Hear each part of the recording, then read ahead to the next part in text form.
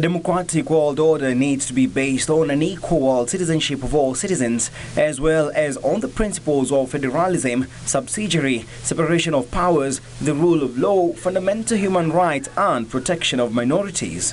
Kenya, I believe, is on a good path, following the constitutional reforms that you have seen, but certainly democracy is a work in progress. It is never finished. So I believe also in Kenya, you will be, required to innovate democracy, to build more tools of participation, and to bring in the diversity.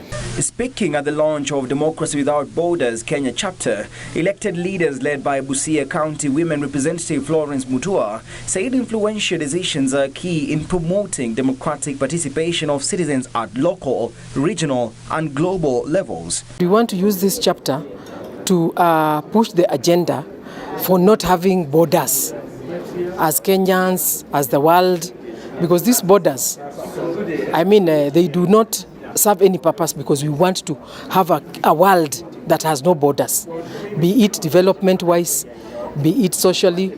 We don't need those borders. So that is why we are launching this Democracy Without Borders today.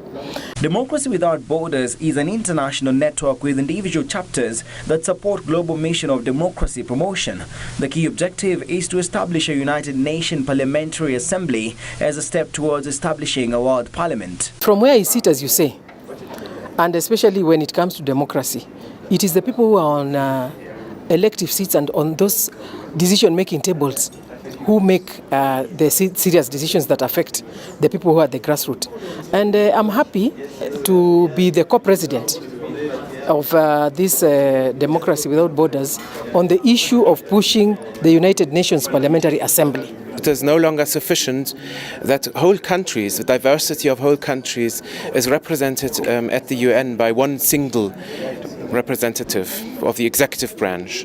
So we need to bring in local leaders as well, beyond the executive branch.